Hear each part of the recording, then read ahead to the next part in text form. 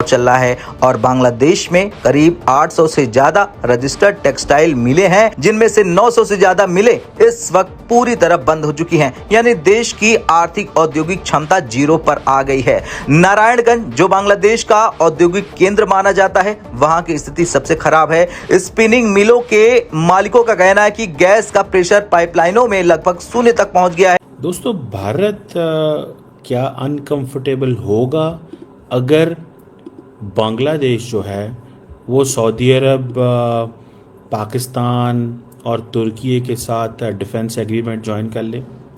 सुनने में आया है कि बांग्लादेश ने ये कहा है कि वो ये करने के लिए ओपन है।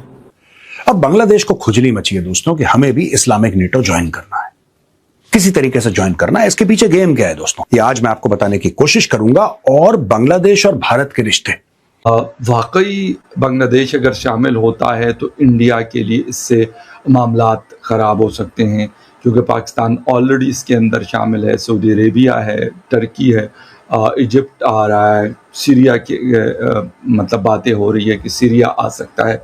अब कंफर्म नहीं है क्योंकि अभी जो उनके प्रेसिडेंट है अहमद अशरा, तो वो काफ़ी एक प्रो अमेरिकन, प्रो इजराइल है। एक मिल के मैनेजर ने कैमरे पर रोते हुए बताया कि उन्हें रोजाना 2 करोड़ टका का नुकसान हो रहा है। इसका असर भी हुआ मजदूरों का पलायन। जी हां, जो मजदूर प्रोडक्शन बेस्ड सैलरी पर काम करते थे, उनके घर का चूल्हा बुझ गया है। इसके अलावा वैश्विक ऑर्डर का खतरा। यूरोप और अमेरिका के बड़े ब्रांड जो बांग्लादेश से कपड़े मंगवाते थे, अब वे भारत और वियतनाम की तरफ रुख कर रहे हैं।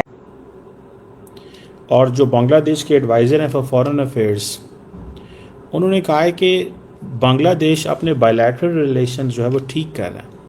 इसके बीच में चाइना क्या कर रहा है, इसके बीच में पाकिस्तान क्या कर रहा है, हमारी नेबरहुड के लिए ये बहुत ज्यादा इंपॉर्टेंट है। फोकस यहां पे ये सो कॉल्ड इस्लामिक नेटो नहीं है ये फोकस कुछ और है। बांग्लादेश क्या गेम खेल रहा है ये जानने की हमें जरूरत है। चलिए मैं डिकोड करके आज आपको बताता हूं। जय हिंद साथियों, बांग्लादेश की अकड़ टूट गई है।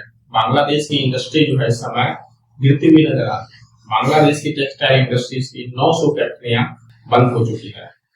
जो बांग्लादेश दुनिया भर में कपड़े का निर्यात करता था, क्योंकि इनके यहाँ इसकी खासियत थी, लेकिन अब भारत से बैठ लेने के चक्कर में इसमें भी ये पिछड़ता जा रहा है और भारत को इससे मौका मिलता जा रहा है, क्योंकि साथियों भारत की टेक्सटाइल इंडस्ट्री में महारत हासिल कर रखा है। और बांग्लादेश जो कि अकड़ पे है, वो किसी भी तरीके से बात पर भारत को धोखा देने की कोशिश करता है। भारत हर बार जब बांग्लादेश ने भारत को धोखा दिया, तब भारत ने उसके बाद भी बांग्लादेश का साथ दिया, लेकिन फिर भी बांग्लादेश की अकल ठिकाने नहीं है। और इस समय भी ऐसा ही हो रहा है। बांग्लादेश की टेक्सटाइल इंडस्ट्री उजड़ रही है, क्योंकि इसके पीछे है एनर्जी। भारत ने इनको एनर्जी सप्लाई देने की कोशिश भी की। भारत ने तो पेट्रोल दिया, ठीक है, साफ करके भारत ने इनको इलेक्ट्रिसिटी दी, तब भी ये हर कदम पर भारत से बैग लेने की कोशिश करता है। भारत के हर बयान का ये ज्यादा कोशिश करते हैं कि भारत का उस चीज पर विरोध ही करना है, लेकिन फिर भी ये मानने वाले नहीं है। तो साथियों, भारत को जाहिर सी बात है, कहीं ना कहीं से डायरेक्ट या इनडायरेक्ट एक्शन तो लेना ही पड़ेगा। और बांग्लादेश की जो टेक्सटाइल इंडस्ट्री है, अब इतना गिरावट आ चुका है इसमें कि लग रहा है कि अभी इनकी दशा और ज्यादा बिगड़ने वाली है, और इसका फायदा भारत और वियतनाम को ही होगा, ठीक है। और जिसके भरोसे ये बैठा है, चाहे चाइना हो या पाकिस्तान, वो इन चीजों में इसका क्या मदद करेगा। इसके अलावा बैंकिंग संकट की बात करें तो फैक्ट्रियों के बंद होने से बैंकों के लोन डूबने का खतरा बढ़ गया है। अब सवाल उठता है कि ये नौबत क्यों आई। इसकी तत्कालीन वजह 21 जुलाई की घटना है। माहिश खाली के पास एक्सलरेट एनर्जी की एक फ्लोटिंग LNG फैसिलिटी यानी FSRU में भीषण आग और तकनीकी खराबी आ गई।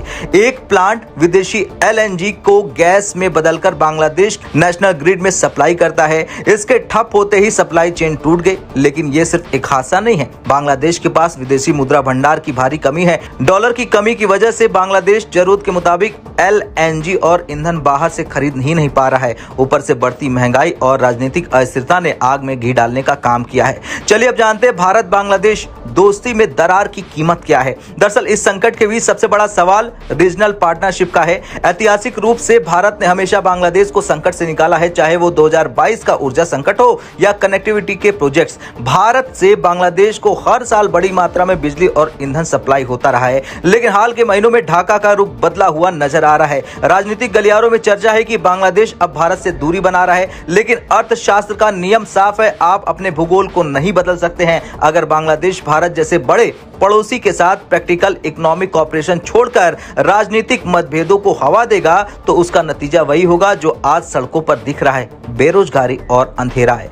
जब गैस संकट ने बांग्लादेश का गला घोटा तो ढाका ने तुरंत दिल्ली की तरफ हाथ बढ़ाया। बांग्लादेश ने भारत से इमरजेंसी आधार पर डीजल की मांग की ताकि बिजली घरों को चलाया जा सके, लेकिन इस बार भारत का जवाब पहले जैसा सहज नहीं है। भारत ने साफ कर दिया कि वो अपनी खुद की डोमेस्टिक जरूरतों और इन्वेंट्री को देखने के बाद ही फैसला लेगा। ये एक बड़ा संकेत है कि कूटनीति अब एक तरफा नहीं चलेगी। जब बांग्लादेश की अंतरिम व्यवस्था या राजनीतिक दल भारत विरोधी स्वर अलापते हैं तो उसका असर द्विपक्षीय व्यापार और सहायता पर पड़ना लाजमी है। तनाव सिर्फ व्यापार तक सीमित नहीं है, ये सॉफ्ट पावर यानी क्रिकेट तक पहुंच चुका है। सितंबर में प्रस्तावित भारत बांग्लादेश सीरीज पर सस्पेंस बना हुआ है। बीसीसीआई और बीसीबी यानी कि बांग्लादेश क्रिकेट बोर्ड के बीच तालमेल की भारी कमी दिख रही है। तमीम इकबाल के ताजा बयानों से लग रहा है कि सीरीज आगे बढ़ सकती है। याद कीजिए आईपीएल का वो समय जब मुस्तफिजुर रहमान को लेकर विवाद हुआ था। खेल और राजनीति जब आपस में मिलते हैं तो नुकसान हमेशा जनता और खिलाड़ियों का होता है। रिश्तों में आई ये कड़वाहट दोनों देशों के बीच के विश्वास को कम कर रही है। और मक्का जॉइंट डिफेंस एग्रीमेंट जो है वो पाकिस्तान, सऊदी अरेबिया और तुर्की ने जो साइन किया था वो उसमें शमूलियत के हवाले से ख्याल रखता है। और बांग्लादेश इन तमाम मुल्कों से स्ट्रेटेजिक पार्टनरशिप चाहता है। बांग्लादेश के पॉजिटिव रिलेशंस हैं तमाम, और सुनने में आया है कि बांग्लादेशी प्राइम मिनिस्टर जो हैं वो मलेशिया के बाद सऊदी अरब जा रहे हैं। ये कबीर साहब मेरा ख्याल है वही हैं जिनको इंडिया ने रोक लिया था, अलाउ नहीं किया था जाने को, और इनको बुलाया भी बिम्स्टेक के लिए और एयरपोर्ट पे इनकी बेइज्जती वगैरह की, इनको थोड़ा खज्जल ख़राब किया, इनको बताया कि भैया कि जो है ना हमें किस तरफ जाना है और किस तरफ नहीं जाना। और इस चीज़ पे बंगालियों ने अपनी इंसल्ट महसूस की, उन्होंने टिकट वापस ली और वो वापस अपने वतन चले गए। आई थिंक अब बांग्लादेश जो है वो अपने बायलैटरल रिलेशंस पाकिस्तान से बेहतर कर रहा है। तारक साहब जो हैं वो सऊदी अरब जा रहे हैं।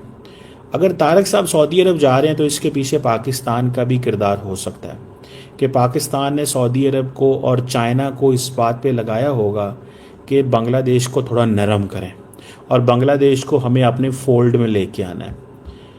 तो that's how things are going to shape, मुझे ऐसे लगता है।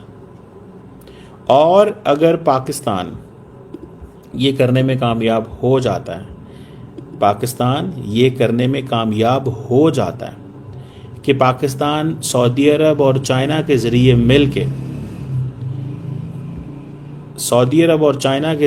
मिल के बांग्लादेश को अपने फोल्ड में ले आए